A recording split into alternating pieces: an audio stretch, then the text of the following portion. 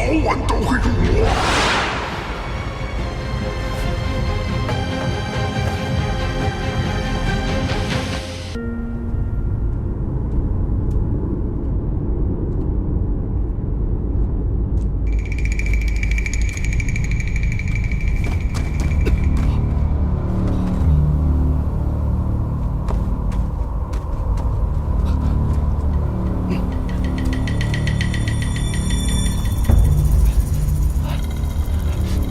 去哪儿了？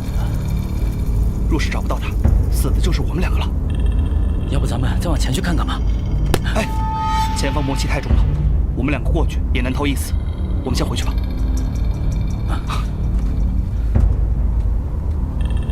这小丫头是要害我呀？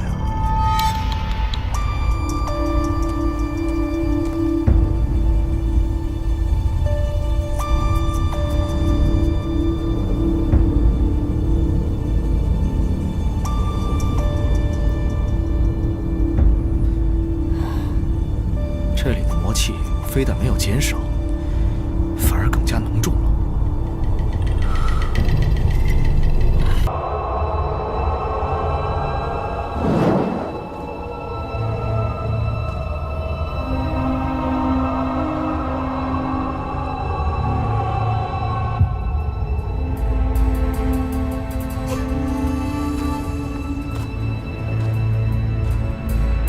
九晨，我们又见面了。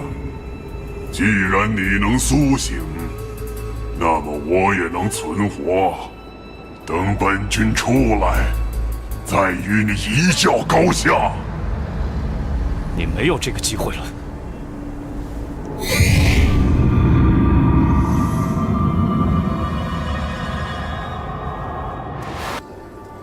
这南极仙州这么大，我去哪里找水月鼎啊？这是哪里啊？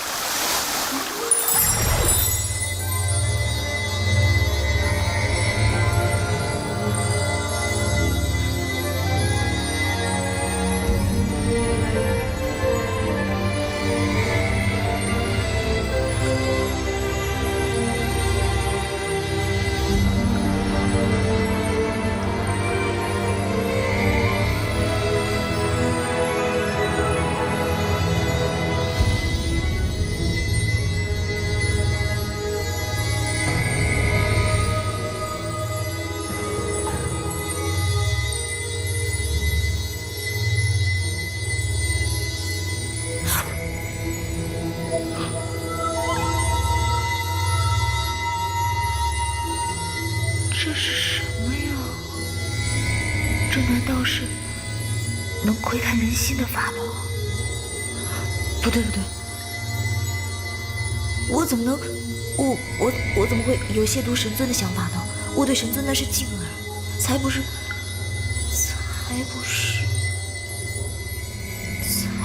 那样呢。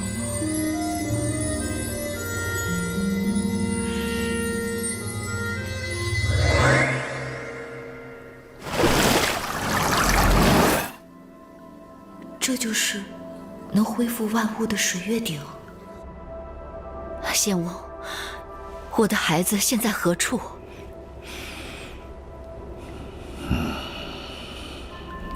可在天宫？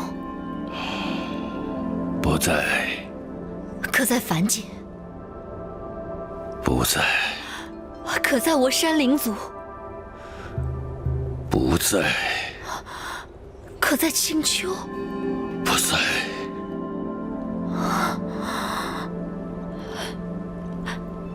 人未死，却不在我六界之中。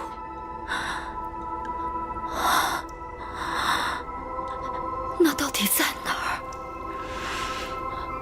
他就在此处。就在此处。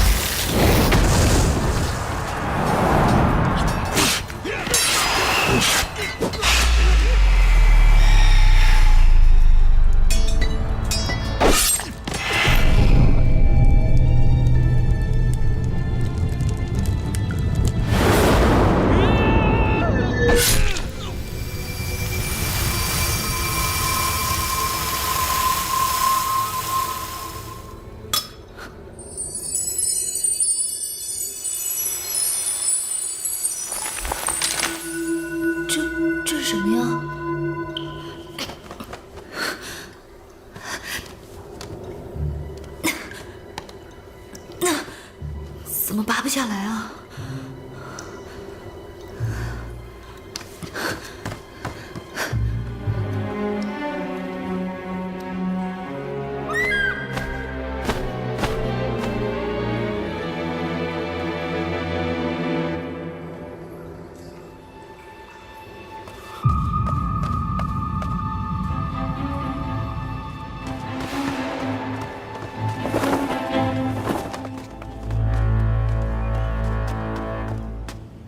启禀师父，弟子无能，未能擒到贼子。仙王，那我的孩子，他……命数如此，国主，时机未到，再等等吧。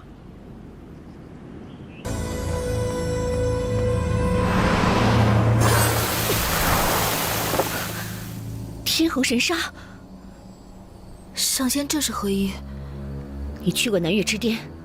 小仙不知上仙在说什么。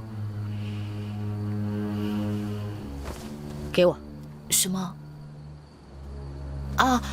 自从这个东西套在小仙手上，就怎么也摘不下来了。我说的是战报。原来你早就知道战报内容。看来你真的恢复了战报。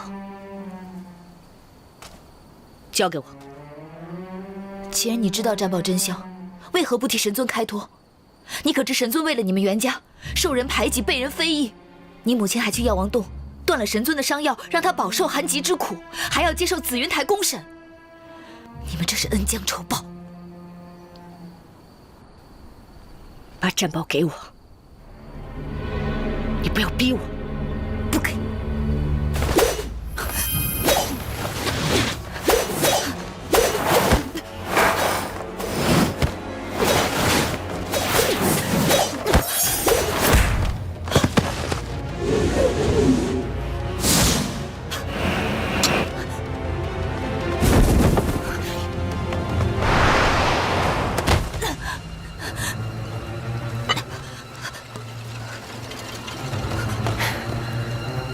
跑啊！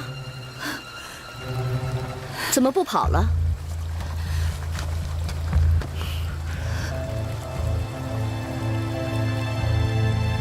你知道这里是哪儿吗？你身后便是洗仙池，任何神仙只要坠入洗仙池，便会脱去仙胎，碎去仙骨。无论多高的修为，都要重新来过。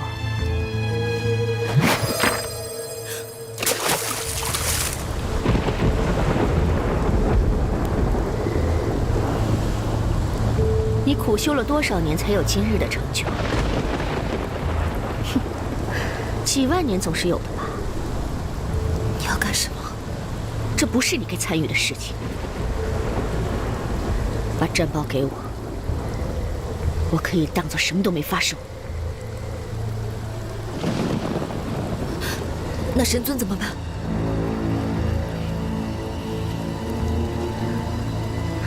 神尊不会有事的。我会亲自去药王洞求药。真的吗？我保证。我才不会信你。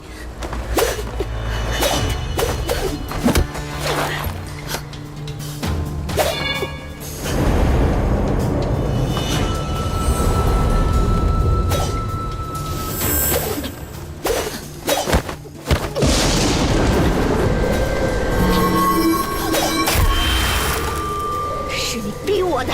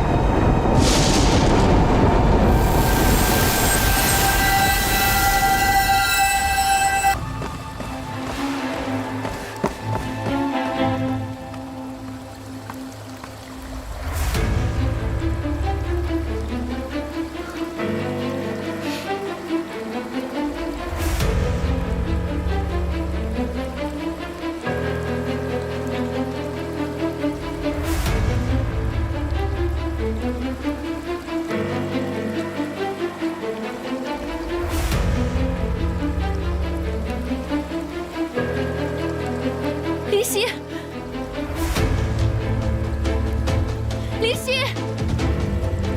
林夕，你在哪儿啊？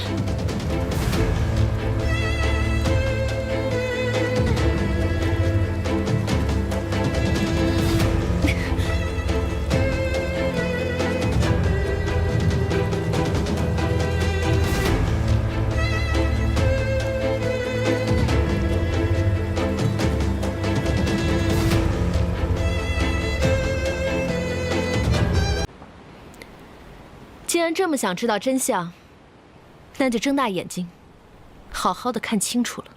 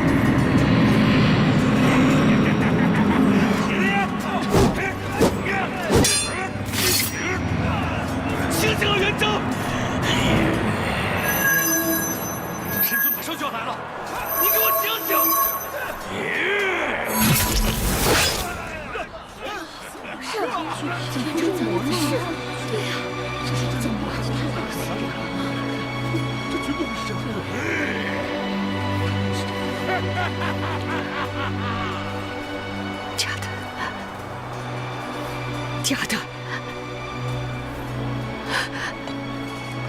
真君，这战宝是假的，我儿他从小涂魔，绝不会入魔的。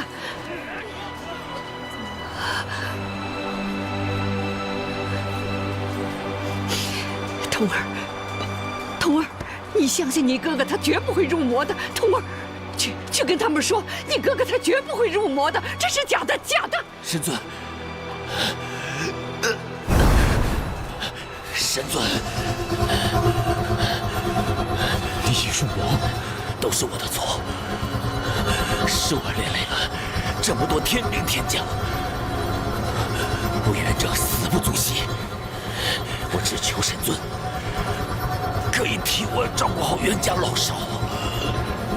我妹妹袁冬，她年纪还小。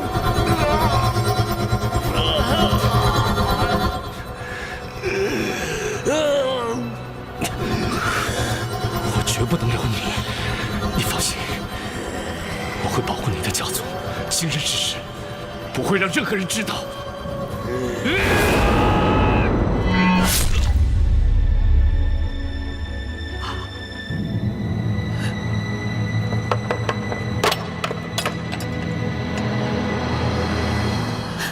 母亲，老夫人。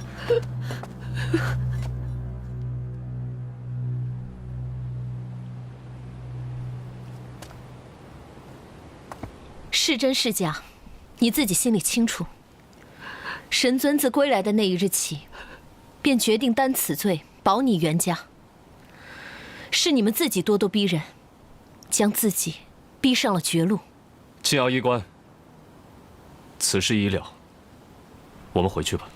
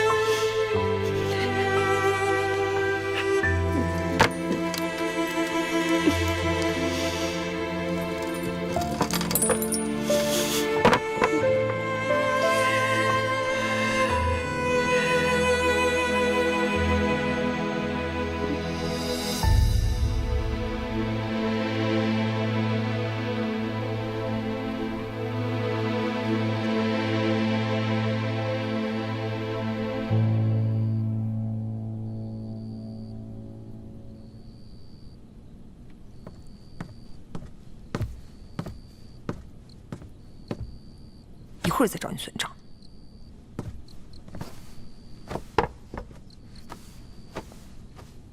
他怎么样了？青瑶医官，你倒是说话呀！这灵犀到底伤得如何？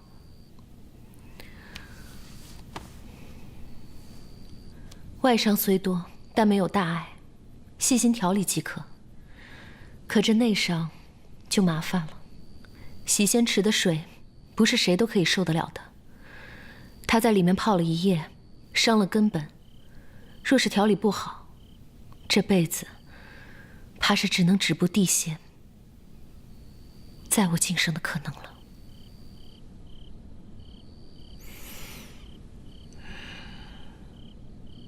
有劳了，医官。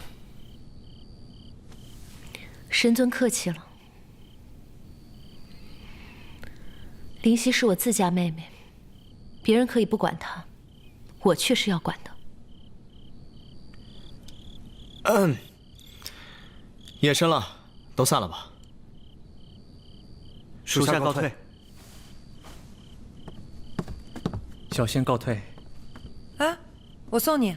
13仙子留步，我自己可以的。想清楚了再说话。送也行。嗯。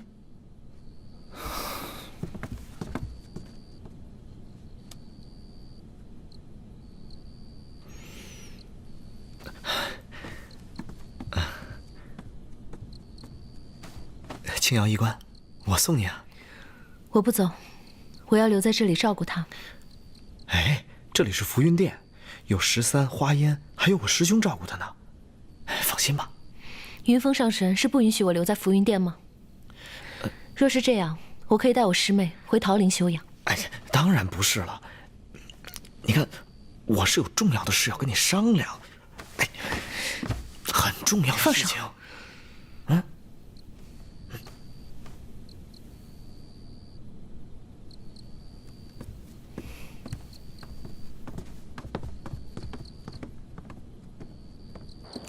哎，13仙子，我自己能走，你不用送我。我送你。哎，我就送你，怎么了？哎，开阳兄弟，我记得你有事情找我。绝无此事，你一定是记错了。韩，哎，你们继续。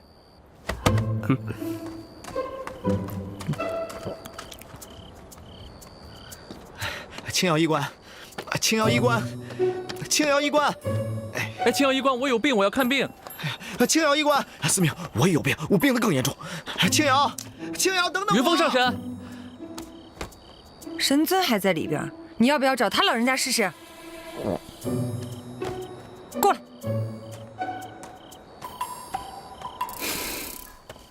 哎呀，青瑶医官，请留步。上神有何指教？指教谈不上，只是不忍见你就这么满是怨气的离去。上神有话不如直说。好，那我便说了。可能你以前听说过关于我的很多不实谣言，但是那都不是真正的我。还好，现在还有时间。还好，我还可以让我们重新认识。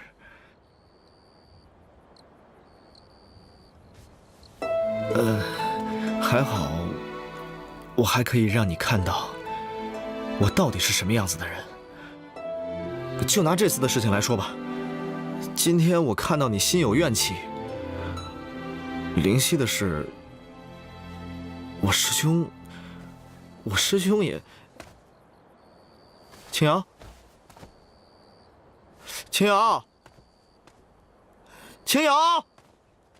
今日在功德殿外，你明明看见我被人欺负，为什么不救我？我救了呀，我去报信儿了。报信儿？那是男人该做的事儿吗？你都打不过他们，我就更打不过了。这不报信儿，如何救你啊？我若看见你被人欺负，我定会想也不想，立刻出手。这做人做事得讲求方法策略，这明知道打不过还要打，那不是傻吗？那不是傻，那是因为喜欢。以前你不是这么对我的。当年如我有难，你必定想也不想立刻出手。我知道，你不接受我，除了因为我以前是男娇让你心有别扭，更多的你是怕遭人耻笑。其实不仅仅是你，想必旁人也是如此。就因为这样，我们娇人一族大多都只能族内通婚，男娇还好，像我这样的女娇，要想在外族寻求一段美满的婚姻，简直是难如登天。这就是命，我早该认命的。其实不是这样的。当真？你并没有瞧不起我？当然没有。那你为什么就不能就？主要是我们不合适。哪里不合适？我们哪儿都不合适。你说出一条。我们身高不合适。我们每次并肩同行，我的压力都很大。每次我跟你说话，我都仰着头，我很累的。都是借口。你就因为我以前是男娇，可是我都说了，我现在是女娇。这不是男女就合适的。那如果是这样的话，你为什么不喜欢云峰上神呢？他也是男的呀。他是个花心大萝卜。那开阳，我跟他一起桶里洗过澡。韩章呢？哎呀，他娘们唧唧的。那倒是。不过我承认，你比他还娘们儿。但是我就是是感觉。对，是感觉。感觉不对，人就不对。石子，我对你就是没有那份感觉。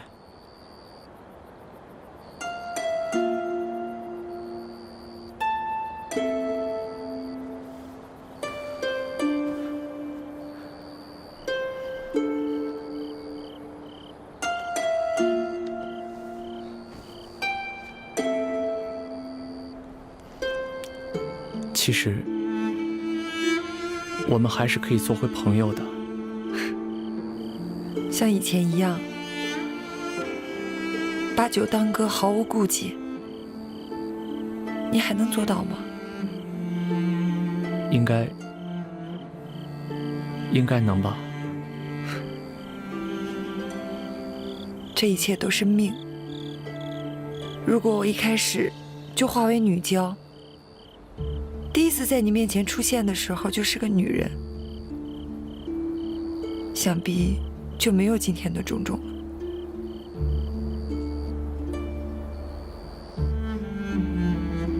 可是又怎么可能？如果没有遇见你，我又怎么可能想做一个真正的女人？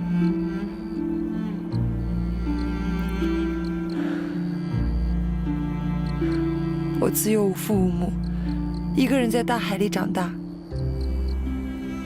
从小就被别人欺负。有幸认识神尊以后，我就特别想要成为他那样的人。我性格粗犷，大多都是因为开阳、韩章那些家伙的影响。你是不知道，在军中，如果不硬气一点，真的会被欺负。我刚进军营的时候，就因为我是个娇人的原因，所以常常被他们欺负。13，和你分开以后，我也不知道自己是怎么了，慢慢的就变成了现在这样。他们跟我说，如果不是特别喜欢一个人的话，是不会变的。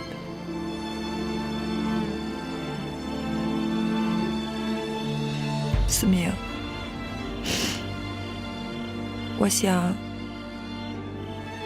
我应该就是特别喜欢你吧。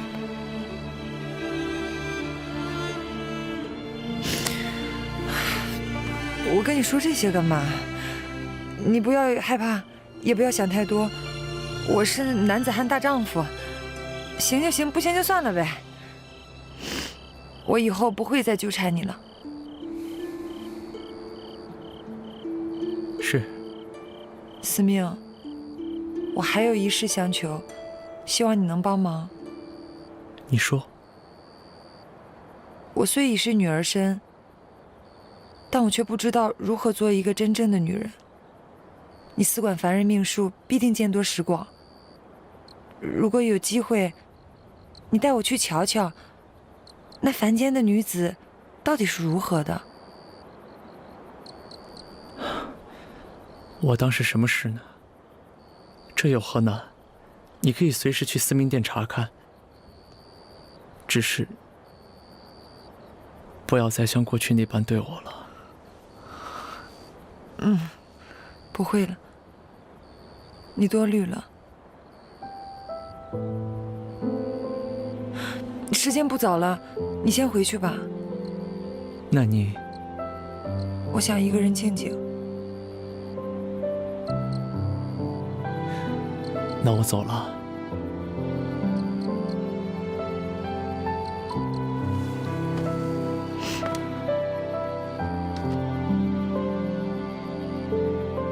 我真走了。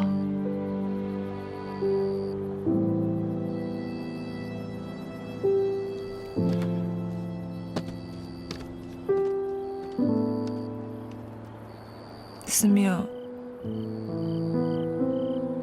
司命，你还在吗？司命，你走了吗？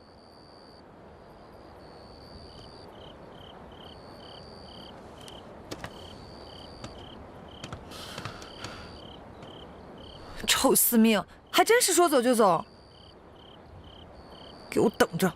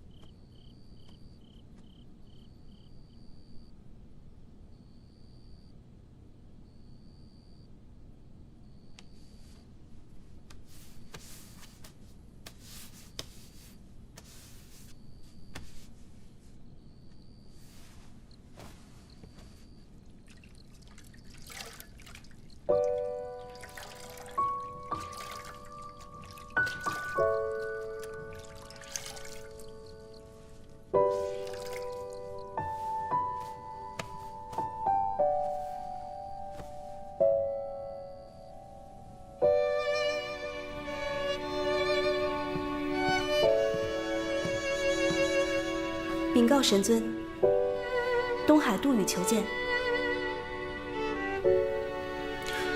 正殿候着。是。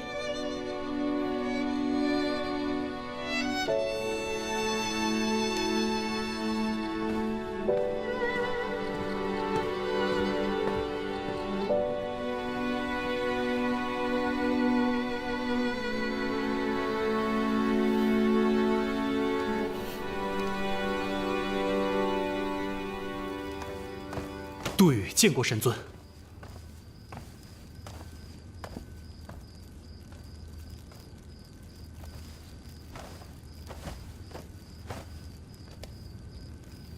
何事？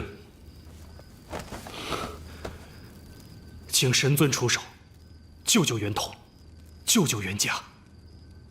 自袁家男子战死幽都山后，袁家全靠袁统一个人支撑。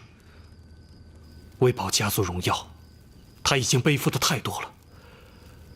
若待天君下令，昨日的烈夷一族便是明日的袁家。请神尊看在袁征将军的份上，救救他们吧。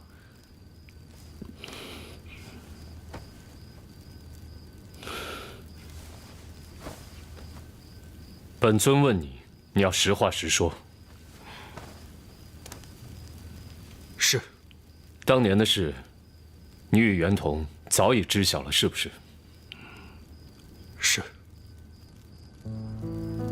神尊刚醒过来的时候，袁统就拿着袁征的家书，想说明一切，为你恢复名誉。是小仙拦住了他，是小仙自私，想着以神尊的功绩地位是可以扛过去的。可袁家，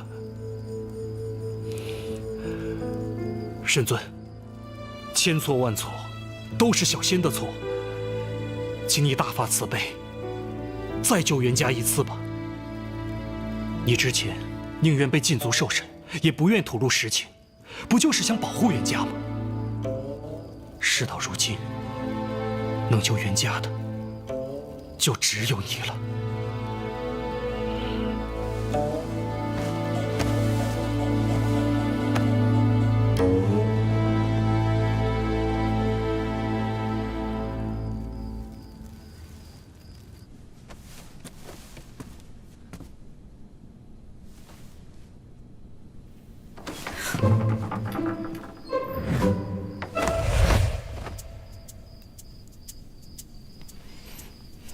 不要装了。神尊，你看到了？嗯。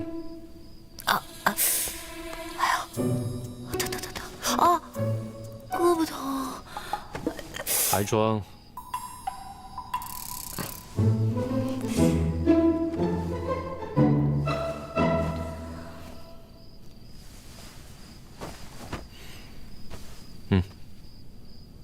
这是神尊给小仙的吗？多谢神尊。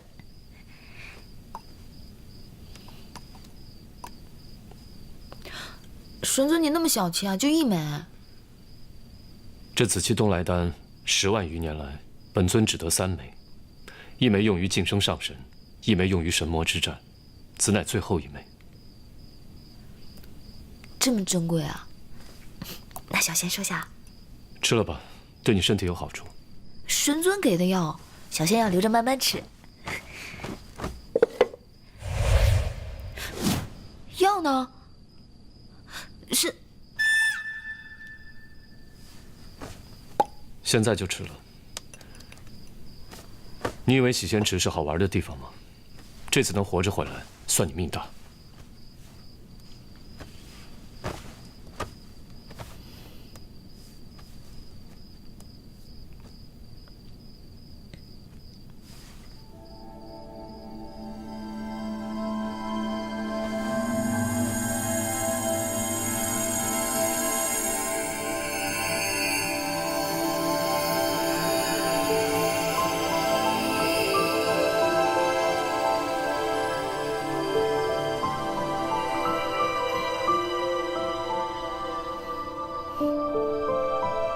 好多了。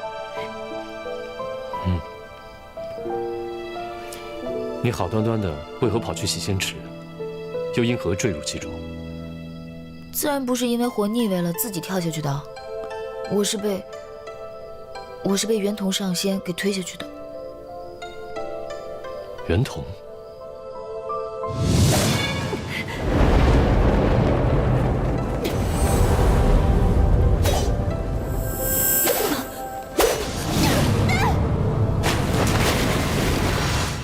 他要你便给他，何必跟他拼命？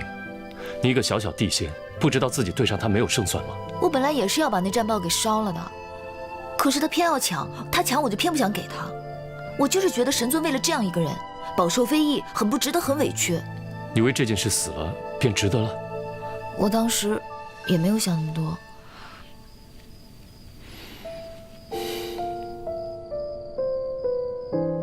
哦，神尊。袁同上仙的未婚夫来了，是来替他求情的吧？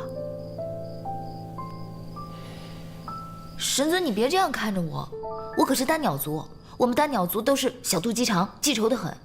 他都要杀我了，我才不会替他求情，说好话。那你想如何？以其人之道还治其人之身，推他下洗仙池，退他仙骨，削他记忆，贬他下凡。我起码得让他给我磕头认错，真心诚意的求我原谅，然后罚他100年不许吃饭，只能喝风饮露，馋死的。还有啊，他还得补偿我，他当了那么多年的北海守将，一定有很多奇珍异宝，我要让他都赔给我，补偿我的损失。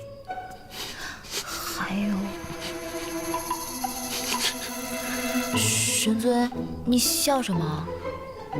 没什么，随本尊来。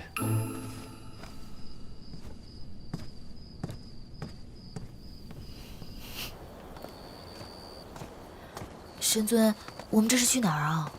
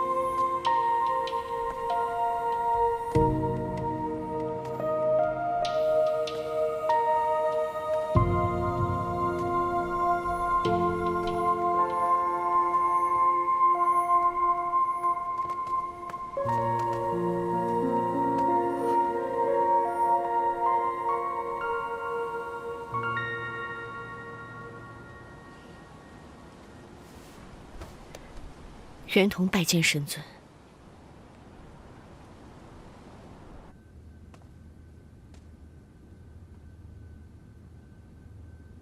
袁同愧对神尊。你为保家族不衰，藏下元征家书，隐瞒战报真相，这一切，本尊都看在眼里。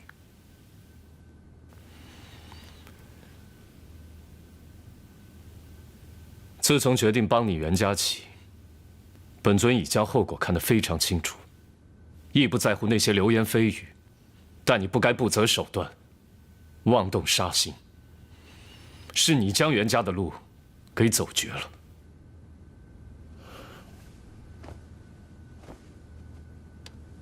袁同有罪。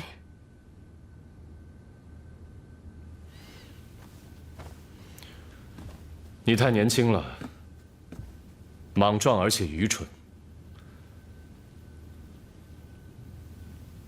当年元征是从天兵一步一步做起，历经8万余年，终而能成为4大战将之首。你呢？你凭什么？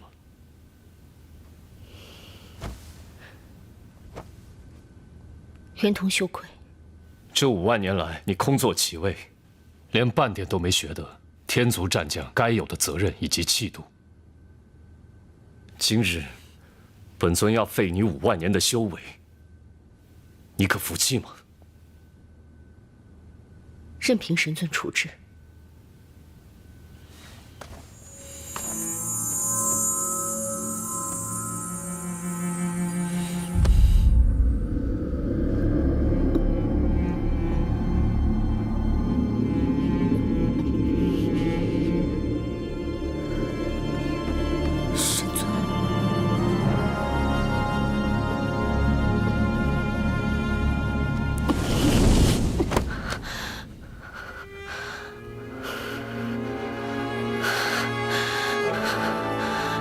谢神尊。去从天兵从头做起吧。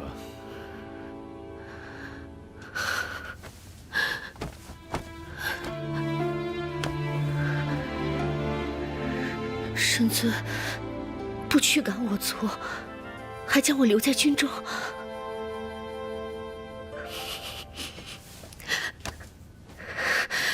袁同拜谢神尊。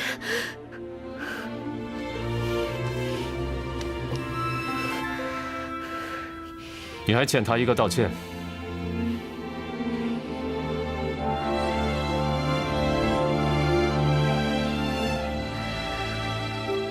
灵犀仙子，都是袁童的错。还要罚你这100年间不得吃饭，还有之前坐镇北海所得的奇珍异宝，都要给灵犀，当做你伤害他的补偿。是。走吧。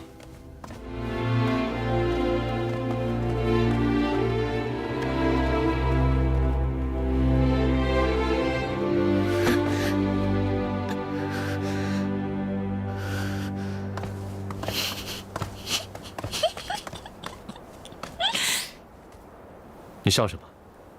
没笑啊。多谢神尊为小仙讨回公道。本尊惩治袁童，乃公事公办，与你何干？哦。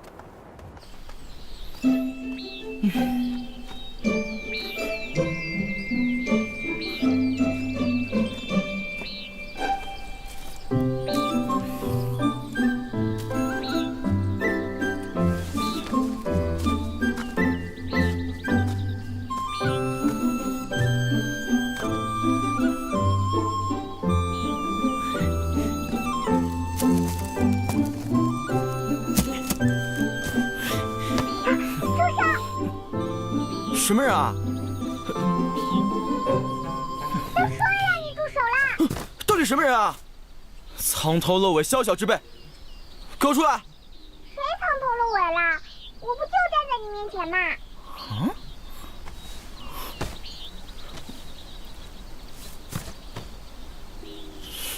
装神弄鬼！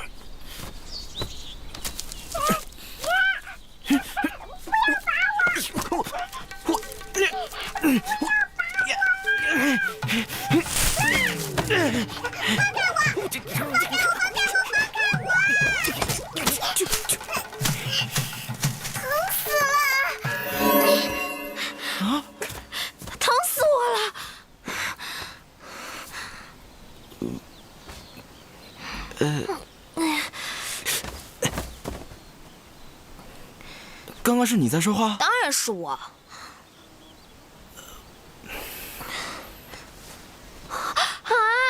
我掉头发了，我又掉头发了。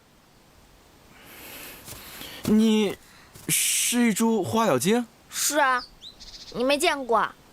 确实不太常见。不要再拔我头发了，我是个女仙，没有头发会很丑的。我都快被你们拔成秃子了。算了，反正都掉了，送给你吧。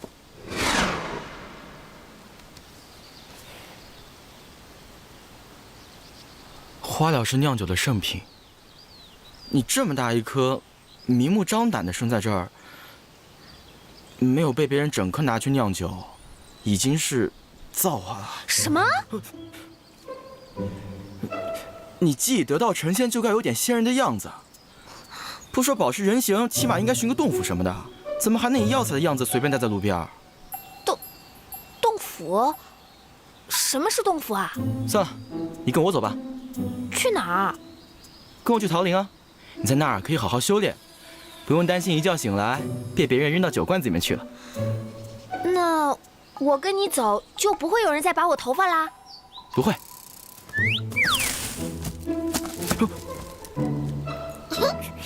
回家喽！走晚一点啦。知道了啊。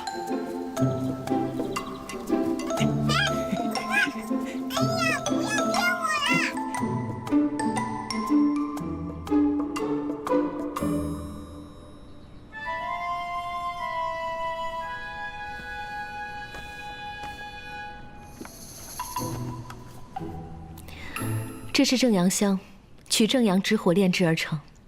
它气质清雅，蕴含温阳之气，常燃殿中，可减神尊寒疾之苦。多谢。分内之事，青傲医官，本座有一事不明，还望医官点拨。上神请讲。敢问医官，我师兄服此药也有些时日，为何寒疾反复发作呢？冰冻3尺，非一日之寒。神尊长眠长生海5万余年，所受寒气之重，不是区区几瓶丹药就能化解得了的。那怎么办呢？青瑶医官，冰雪聪明，法术高强，一定还有别的办法吧？神尊自服药以来，难道不曾见任何好转？的确见轻，但每到午夜时分，寒气仍难自控。寒疾反复，实属不该。神尊可有听我的叮嘱，未再妄动法力？妄动法力？神尊体内的寒气早已侵蚀4肢百骸，我药王洞所备丹药讲究的是徐徐涂之，固本培元。一旦神尊动了法力，极寒之气随法力游走全身，再强的药力也会被法力冲散，又何谈效果？青瑶医官，修习到我师兄这个份上，早已是言出如法随，一言一行皆有无形法力，出门行走更是瞬息千里，怎么可能不动丝毫法力呢？那就不是青瑶一个小小医官能左右得了的了。神尊自己的身体还得靠自己照料，若真的难以自控，倒是可以用90之术封了你一身仙法，像个凡人一般过个30-50年，可能也就不药自愈了吧。这个方法倒是不错，我觉得可以试一下。若是没有别的事，小仙先告退了。不送。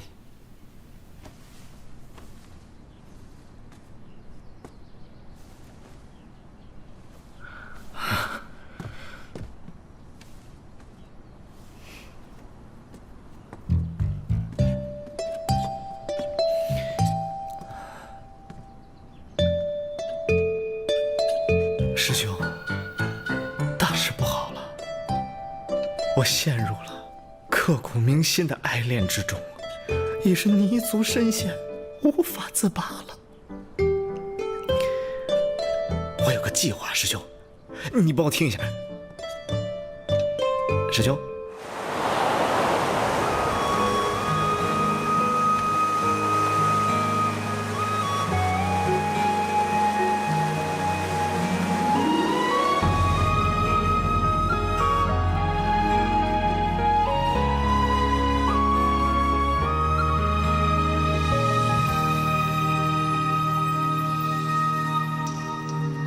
三杯两盏，树影上心头，泪清风上后。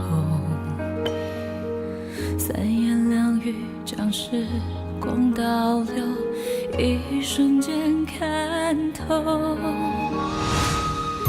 一场欢喜一场空，可念不可求，满心无人懂，爱不知可否。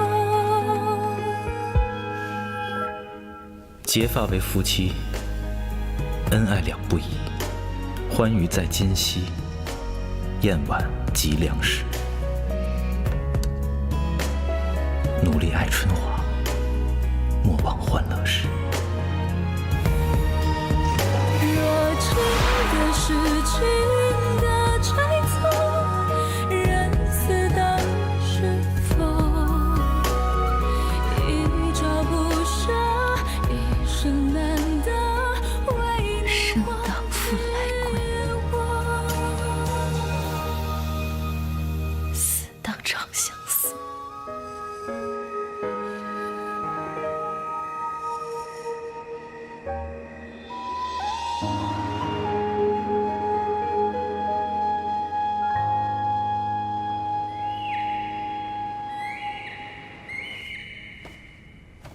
九臣拜见天君。九臣，你的身体如何了？你那寒疾治得如何？已无大碍，多谢天君挂心。起来吧。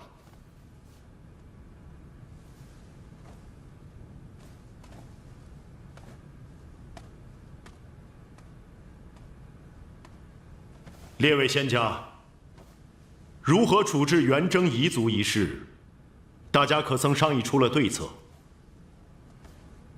启禀天君，臣以为此事无需在意，按照以往处置便是。按以往处置，剃去仙骨，逐出天族，永脱仙籍，让他们自生自灭罢了。天君，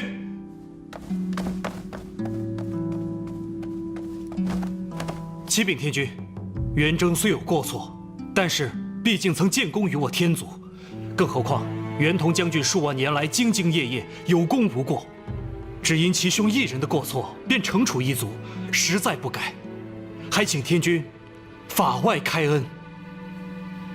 不该？什么时候起，魔之一物变得如此无足轻重了？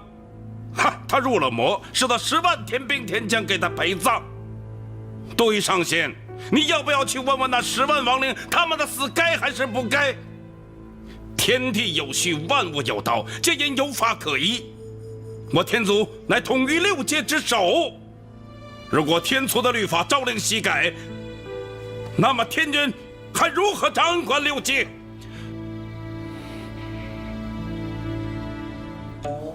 说得好。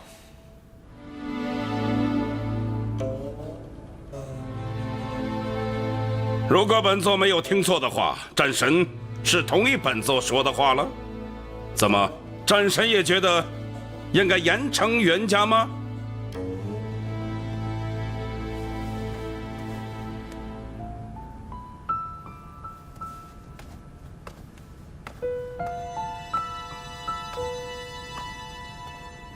无规矩不成方圆。真君统领天宫战部多年，治军严厉，九臣佩服。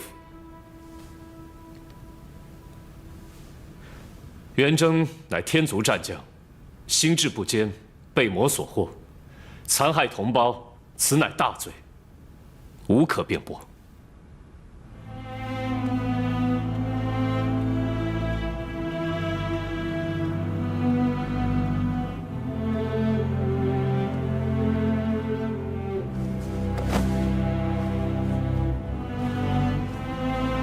天君，九臣身为司战之神，肩负除魔卫道、护卫6界之责，却没能及时发现自己身边战部的异常，已酿成大祸。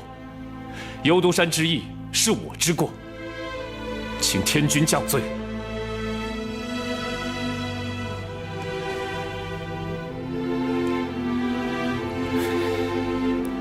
人孰能无过？当年你能够及时地发现异常，在幽都山封印魔君，已是难得。九臣，你在长生海已沉睡了5万年，不必如此。凡人常说，子不教，父之过。我身为元征统帅，理应为自己的战将负责。而且，当年幽都山内那入了魔的10万天兵天将，皆由我亲手所杀。我一身杀孽，便是再在长生海泡上5万年，也是无法洗清。罪与罚，皆在我一身，还请天君降罪于我。唉，九臣，你这又是何苦呢？袁家已无男丁，袁同在知真相后，深感愧对天族，已然自废5万年修为，辞去天宫战将一职，愿从南天门守门天兵做起，以赎元征之罪。还请天君网开一面。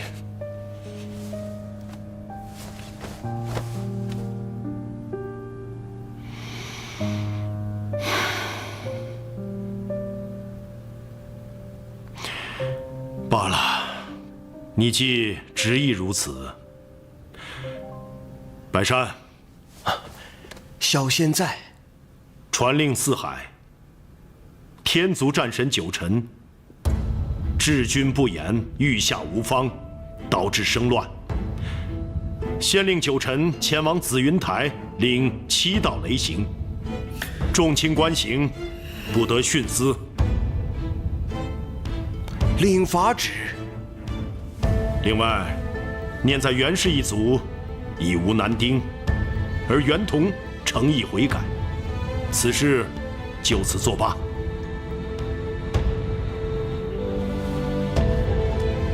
叩谢天君。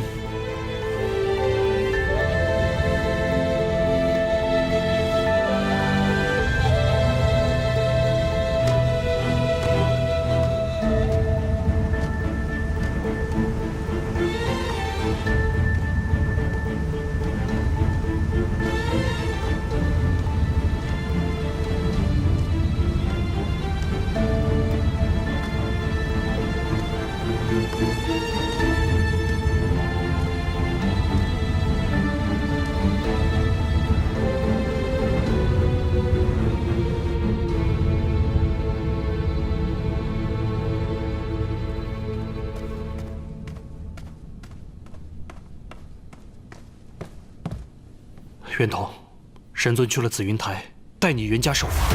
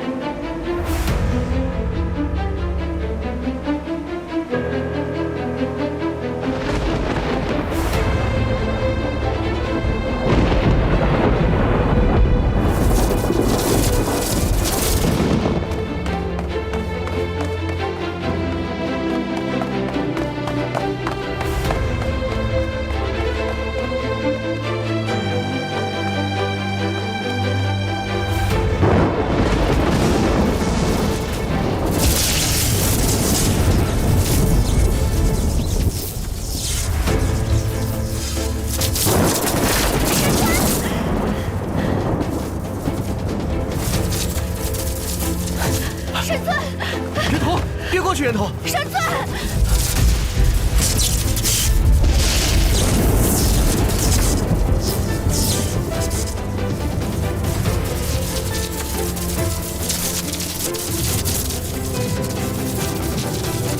神尊，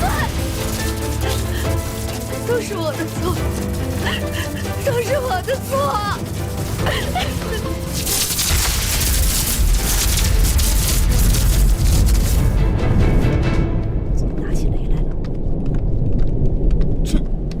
端端的打起雷来了，这天宫也下雨吗？这是紫云台那边传过来的，8成是哪个倒霉蛋正在受罚呢。天哪，这到底是犯了什么错啊？什么人扛得住这样的雷刑？7道天雷，这哪里是受罚？这简直就是要人命啊！神尊呢？神尊去哪儿了？大殿议事呢？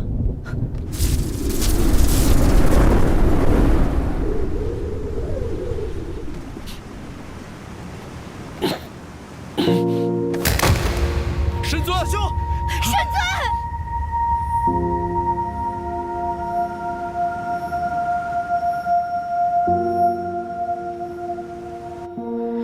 怎么办啊？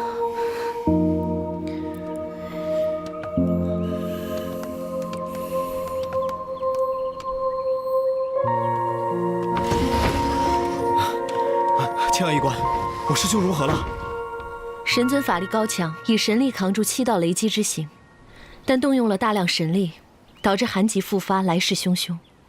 我别无他法，只好先封了神尊的神力。啊！你封了我师兄的神力？这……不然呢？小仙曾多次劝诫神尊不要妄动仙法，可神尊置若罔闻，还用神力去对抗雷刑。不封了神尊的神力，难道要送他回长生海，再造一座冰宫吗？哎呀，青瑶医官，神尊到底情况如何呀？天君那边还等着消息呢。小仙以90灵之术暂封神尊749日的神力，可暂保他无恙。时日一到，仙术自解。也就是说，这段时日神尊神力全无？正是。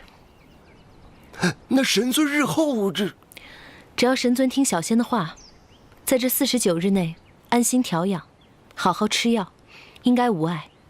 哦，那就好。哎，对了，青瑶医官，我师兄神力被封了之后，这日常上可有什么不适吗？上神既然这么担心，自己常来看看不就知道了。哦。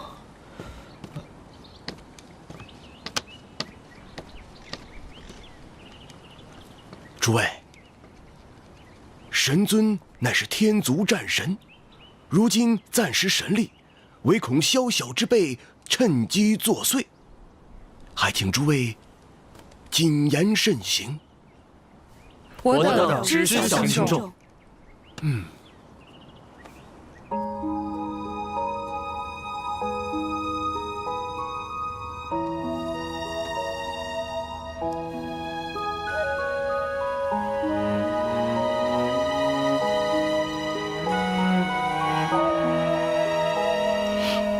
神尊，灵犀都快要吓死了，你以后不要这样了。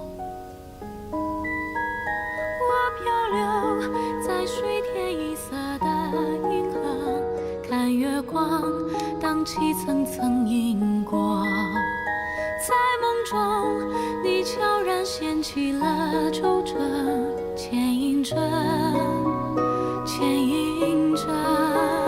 天空它带给我隐却的快乐，与你在萌芽星河，你却已流成我此生的泪波，怎快活？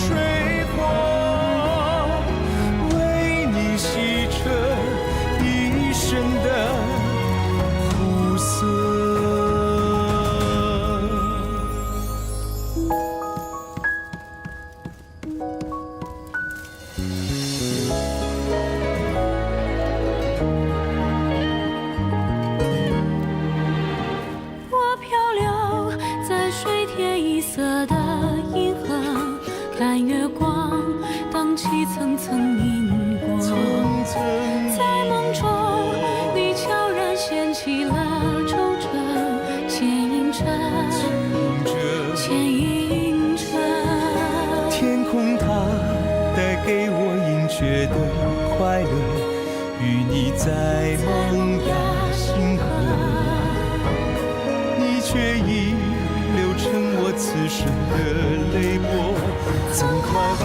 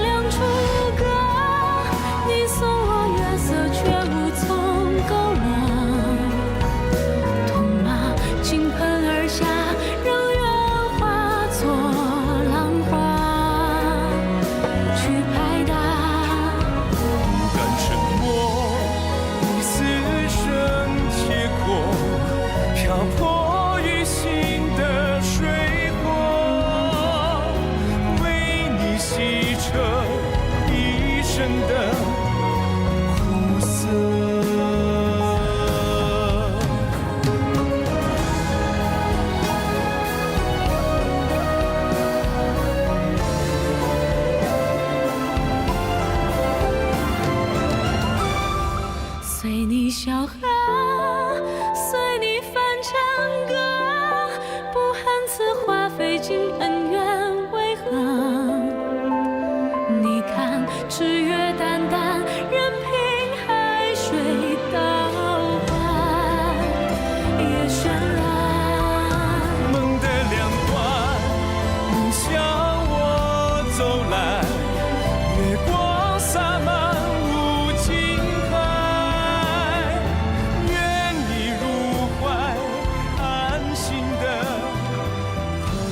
站住！13啊，你又要进去干嘛呀？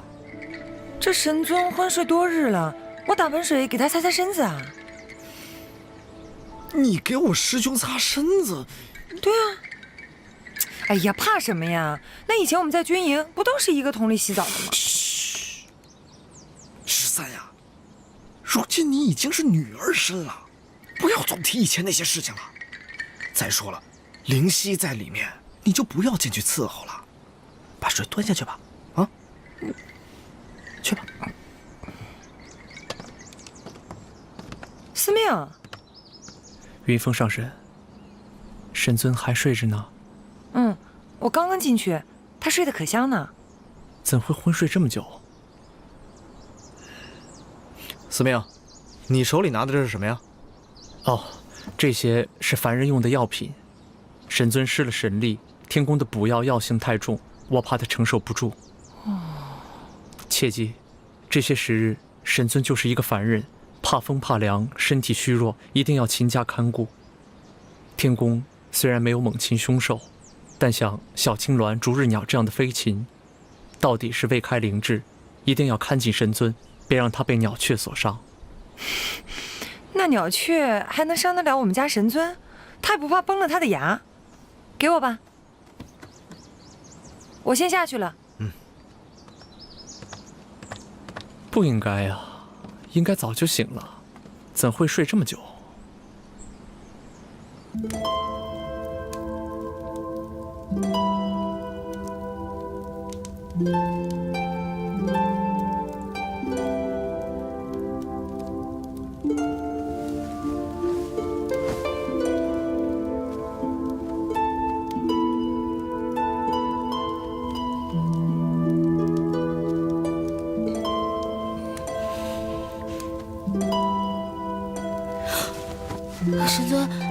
神尊，你终于醒了。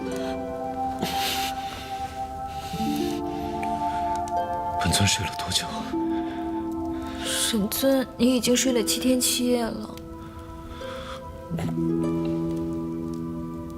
是谁用9灵之术封了本尊的神力？神尊，请息怒，是我师姐。好大的胆子！神尊，你可千万不要怪我师姐，她也是一番好意。神尊受了雷击之刑，寒疾复发，若不暂封神力的话，恐怕罢了。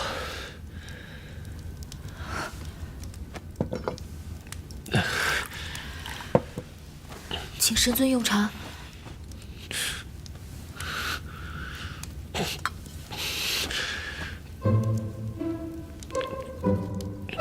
青瑶医官可有交代过，封了神力之后会有什么不适？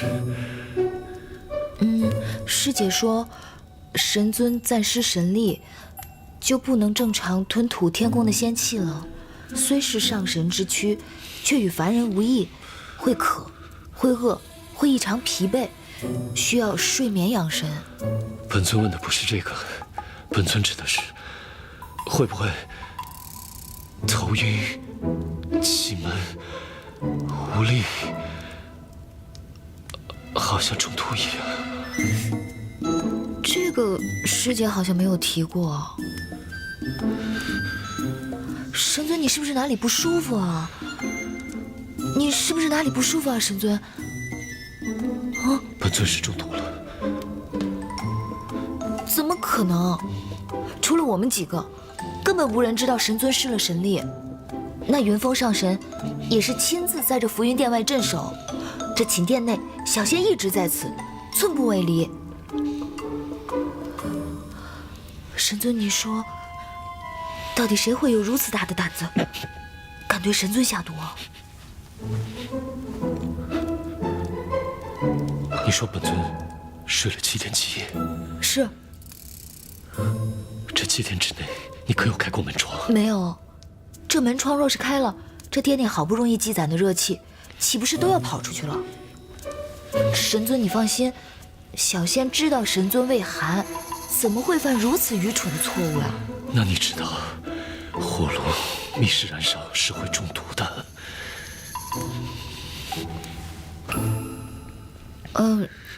有吗？可我们不是神仙吗？本尊被封了神力。啊，对不起，对不起，对不起，神尊，这可如何是好啊？神尊，开窗，窗。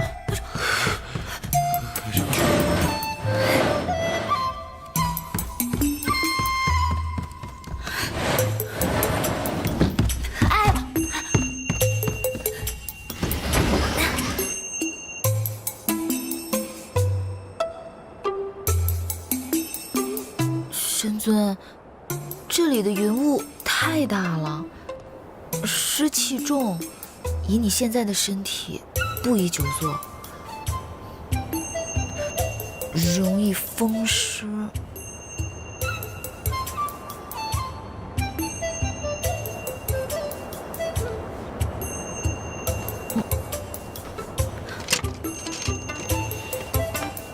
茶。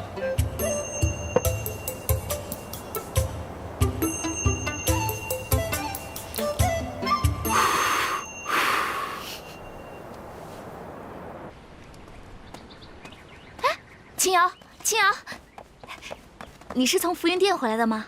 对啊。那你见到神尊了吗？见到了。神尊怎么样啊？没有大碍。哎，没有大碍，前些天你就这么说。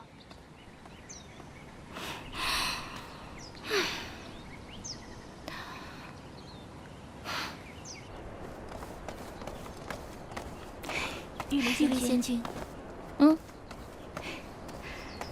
听说战神前不久收了一个小仙娥入殿，不是说那是谣言吗？空穴来风也未必无因。战神向来不苟言笑，像这等消息，过去又如何有过？听说呀，战神这次恢复声誉也与那小仙有关呐。还有这事儿？战神向来重恩，听说啊，那下界小仙模样还不错呢，没准战神这次真是动了心啊。哎，那可有福气了，一步登天呢。哼！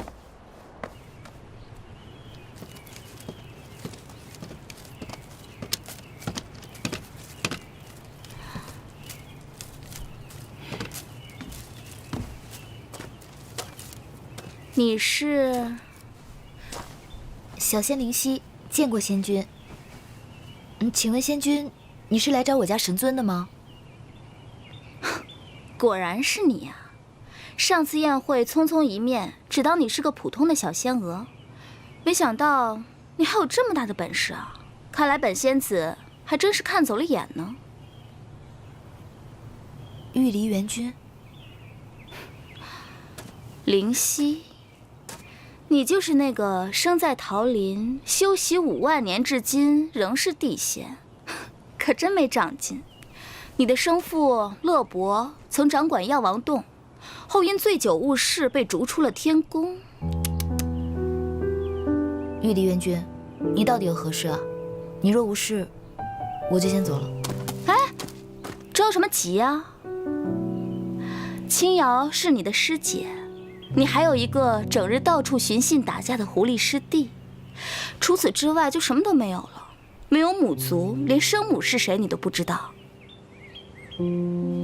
哎，去哪儿啊？本仙的话还没有说完呢。那仙君就在这里慢慢说吧，小仙可没兴趣听。修为不高，脾气倒是不小啊。好吧，说了这么多，就是让你明白，你呢，除了在浮云殿做仙娥以外，再也不可能与神尊有别的什么关系。所以不要痴心妄想。痴心妄想的人是你吧？对啊，就是我呀。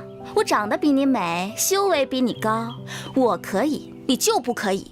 好了，我现在就要去见神尊了。神尊，药王洞玉离求见。进来吧。灵犀，进来吧。神尊，这九龙神火罩是当年祝融火神以炙炎神珠打造，上刻九龙凝炎仙阵，又经地火淬烧了3万余年而成。父亲说，这对神尊的寒疾有所帮助。药王有心了。林夕，把东西收好。是。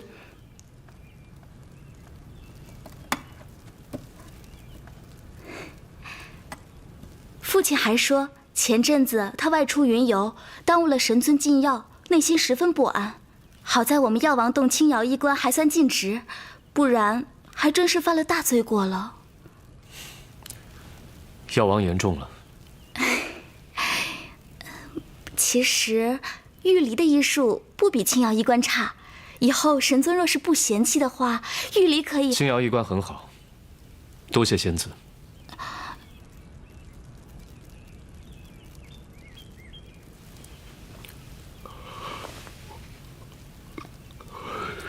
本尊最近身体不适，仙子你可以退下来。灵犀，代本尊送客。是。玉帝元君，请吧。那玉离改日再来探望神尊，玉离告退。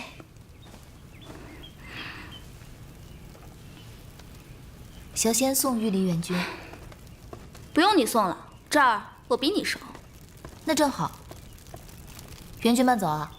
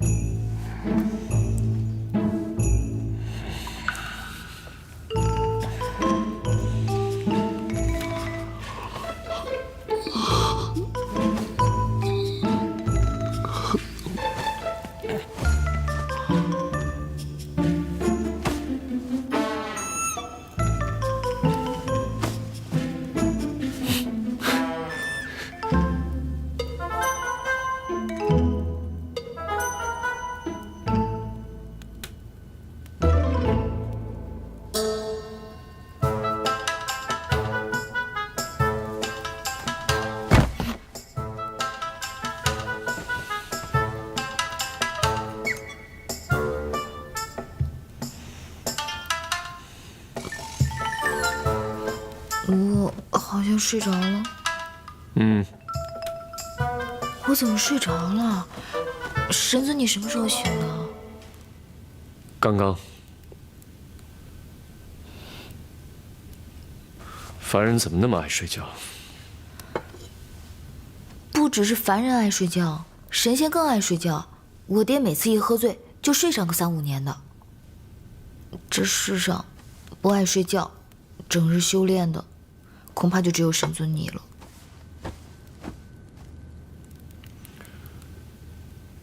你不用待在这儿了。小仙多嘴了。你把这带走吧。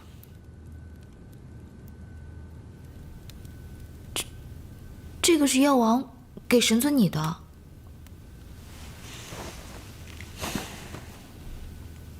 你个性懒散，每天都在睡觉，所以修为才那么差。此物属火，对你丹鸟一族大有裨益。你把它留着吧。谢神尊，小仙告退了。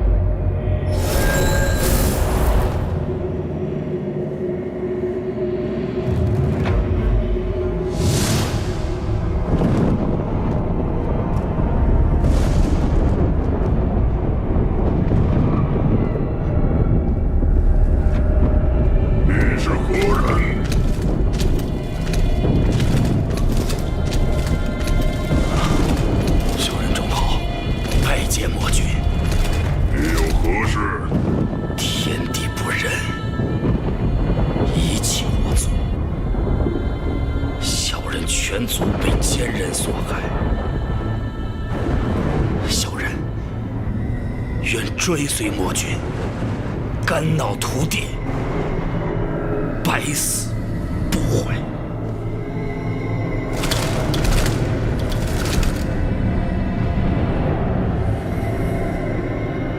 你追随本君？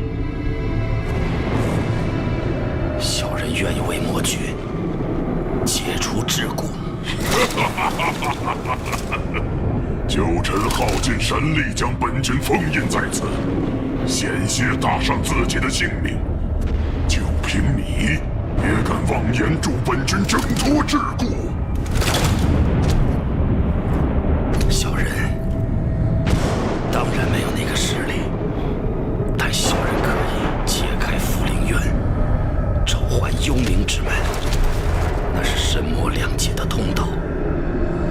幽冥开，夜晚魔兵会聚集麾下，那个时候，魔君就再也不用怕那些虚伪的众神天族了。你是烈夷的儿子？是。好。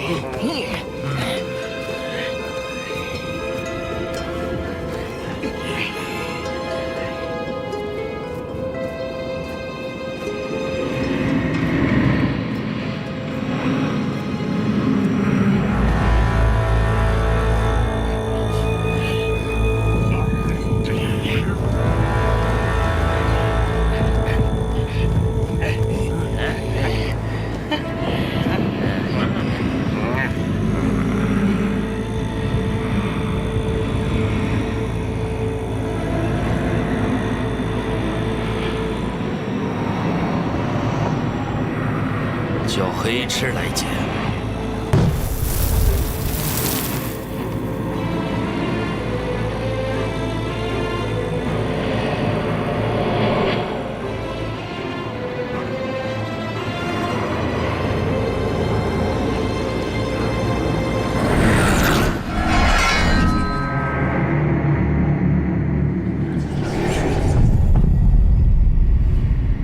属下已等候多时，黑池拜见恩主。去找一名5万年前生在幽都山的女孩，她身负神魔之力，正是魔君所需之人。属下遵命。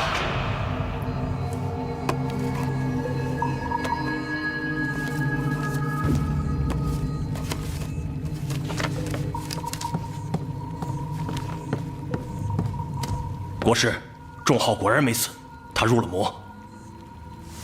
入了魔？他还是走上了这条路，真是天助我也。国师，他去了汉山族寻找助力，并且已经获得了魔刀。虽然魔刀是残缺的，威力还不大清楚，但是却不容小觑。如今想要擒他的话，恐怕要费一番功夫了。他还不配得到魔君的真传。他既然得到了魔刀，想必魔君有事情要他办。据说他在帮魔君寻找5万年前出生在幽都山的孩子。国师，会不会是5万年前？当年魔君和战神大战，难道她是国主的女儿？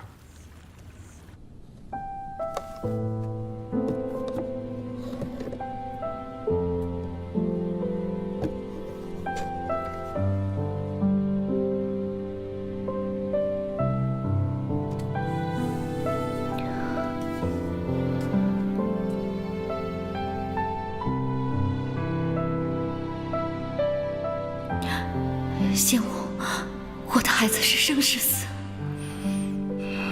生。魔幻，我们的孩子还活着，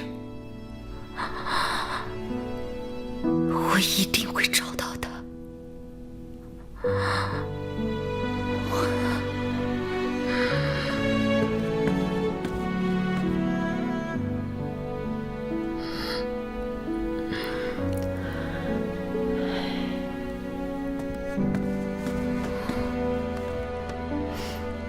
国主，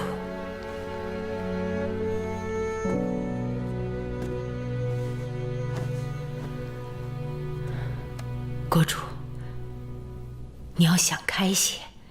虽然还未找到公主，但得知公主尚且活着，这也是难得的好消息呀。国主总会有和公主见面的机会的。况且，莫欢又是丹鸟一族人，现如今丹鸟族极为稀少，像这种特殊的血脉是容易找到的。但愿吧。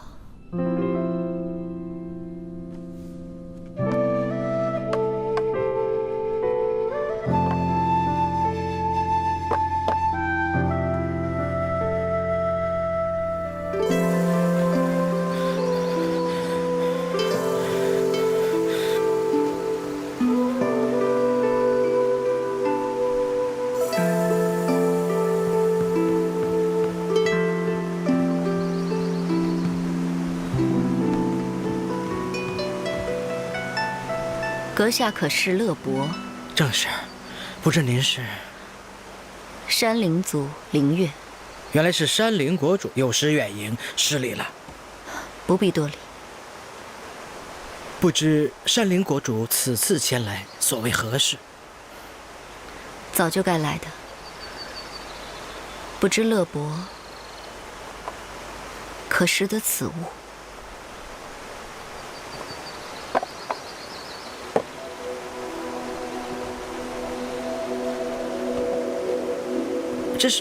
这是莫欢师弟的敲啊！凌月，见过师兄。莫欢是我夫婿，我与他情投意合，私定终身。可怎奈我父亲莫欢已经死了5万年了。你说什么？大仇我已报，只是这些年我过得浑浑噩噩，不愿再提往事，竟忘了来告诉你。凌月，是凌月。